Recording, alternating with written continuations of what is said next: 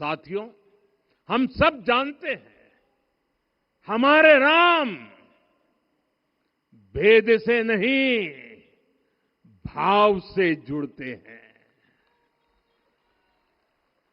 उनके लिए व्यक्ति का कुल नहीं, उसकी भक्ति महत्वपूर्ण है।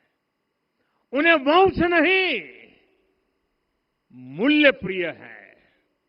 उन्हें शक्ति नहीं, सहयोग महान लगता है। आज हम भी उसी भावना से आगे बढ़ रहे हैं। पिछले 11 वर्षों में महिला, दलित, पिछड़े, अति पिछड़े, आदिवासी, वंचित, किसान, श्रमिक, युवा, हर वर्ग को विकास के केंद्र में रखा गया है। जब देश का हर व्यक्ति, हर वर्ग, हर क्षेत्र सशक्त होगा, तब संकल्प की सिद्धि में सबका प्रयास लगेगा। और सबके प्रयास से ही 2047 जब देश आजादी के 100 साल मनाएगा, हमें 2047 तक विकसित भारत का निर्माण करना ही होगा। साथियों, रामलला की प्राण प्रतिष्ठा के ऐतिहासिक अवसर पर मैंने राम से राष्ट्र के संकल्प की चर्चा की थी। मैंने कहा था कि हमें आने वाले 1000 वर्षों के लिए भारत की नींव मजबूत करनी है। हमें याद रखना है, जो सिर्फ वर्तमान का सोचते हैं वो आने वाली पीढ़ियों के साथ अन्याय करते हैं।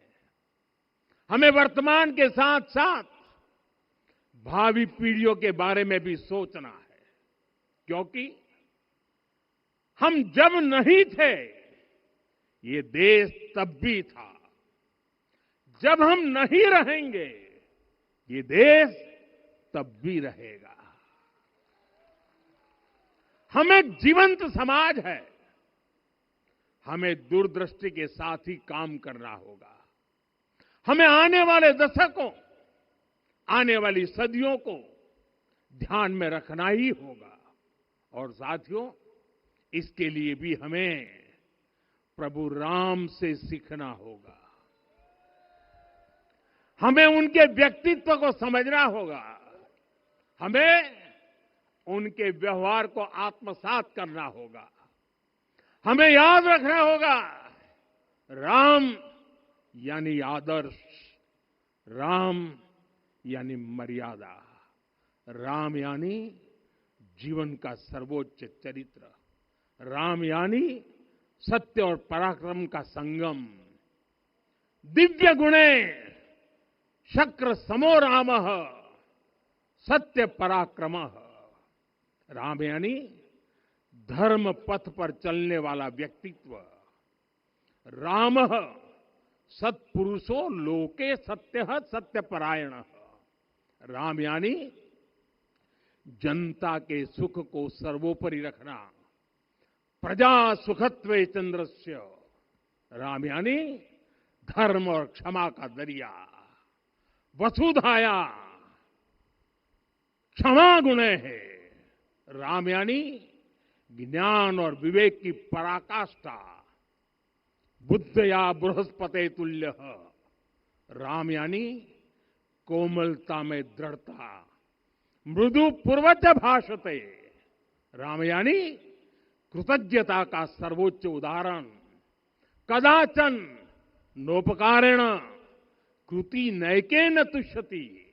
राम यानी श्रेष्ठ संगति का चयन।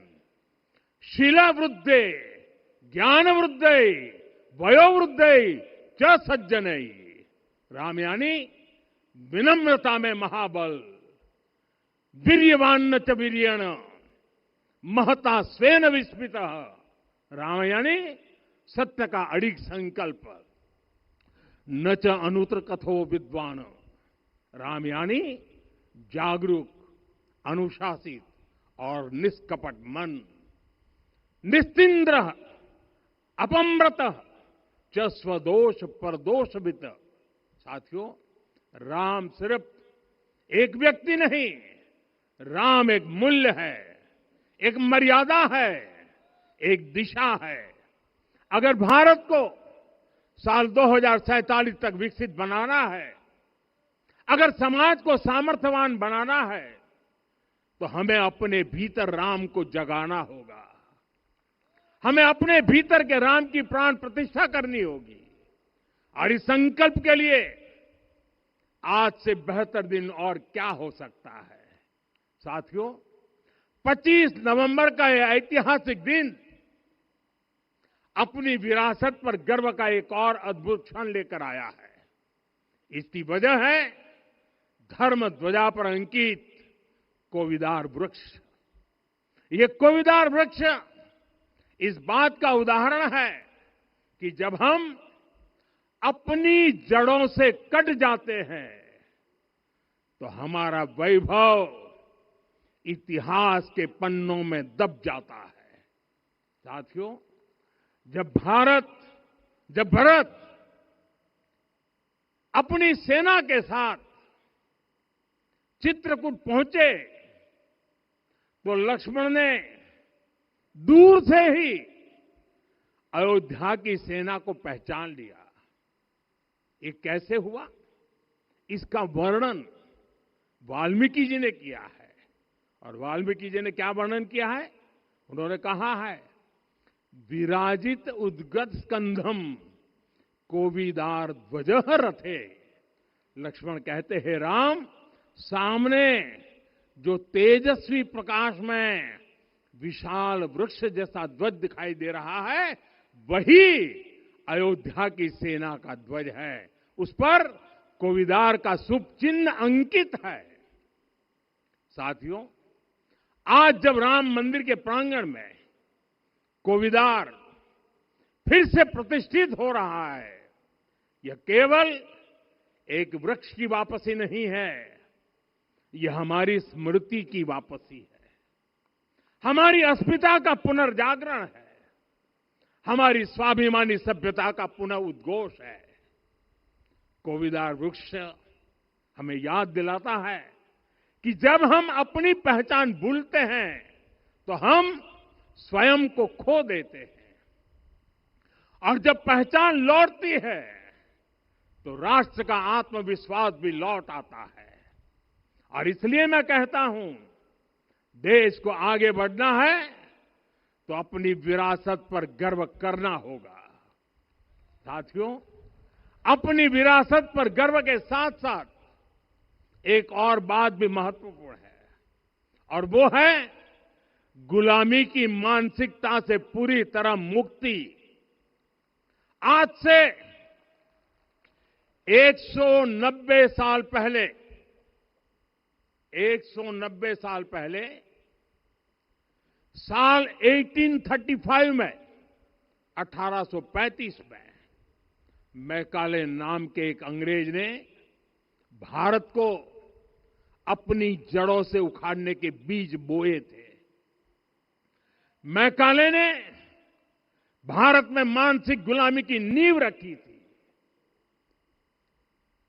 10 साल बाद यानी 2035 में उस अपवित्र घटना को 200 वर्ष पूरे हो रहे हैं। कुछ दिन पहले मैंने एक कार्यक्रम में आग्रह किया था कि हमें आने वाले 10 वर्षों तक उस 10 वर्षों का लक्ष्य लेकर चलना है कि भारत को गुलामी की मानसिकता से मुक्त करके रहेंगे। साथियों, सबसे बड़ा दुर्भाग्य यह है कि मैकाले ने जो कुछ सोचा था उसका प्रभाव कहीं व्यापक हुआ। हमें आजादी मिली, लेकिन हीन भावना से मुक्ति नहीं मिली। हमारे यहां एक विकार आ गया कि विदेश की हर चीज, हर व्यवस्था अच्छी है और जो हमारी अपनी चीजें हैं उनमें खोट ही खोट है। साथियों, गुलामी की यही मानसिकता है जिसने लगातार यह स्थापित किया। हमने विदेशों से लोकतंत्र लिया। कहा गया कि हमारा संविधान भी विदेश से प्रेरित है, जबकि सच ये है कि भारत लोकतंत्र की जननी है, मदर ऑफ डेमोक्रेसी है। लोकतंत्र हमारे डीएनए में है। साथियों, अगर आप तमिलनाडु जाएंगे तो तमिलनाडु के उत्तरी हिस्से में उत्तीरमेरूर गांव है। वहां हजारों वर्ष पहले का एक शिलालेख है। उसमें बताया गया है कि उस कालखंड में भी कैसे लोकतांत्रिक तरीके से शासन व्यवस्था चलती थी, लोग कैसे सरकार चुनते थे। लेकिन हमारे यहां तो मैग्ना कार्टा की प्रशंसा का ही चलन रहा। हमारे यहां भगवान बसवन्ना, उनके अनुभव मंटपा की जानकारी भी सीमित रखी गई। अनुभव मंटपा यानी जहां सामाजिक, धार्मिक और आर्थिक विषयों पर सार्वजनिक बहस होती थी, जहां सामूहिक सहमति से निर्णय लिए जाते थे। लेकिन गुलामी की मानसिकता के कारण इस भारत की कितनी ही पीढ़ियों को इस जानकारी से भी वंचित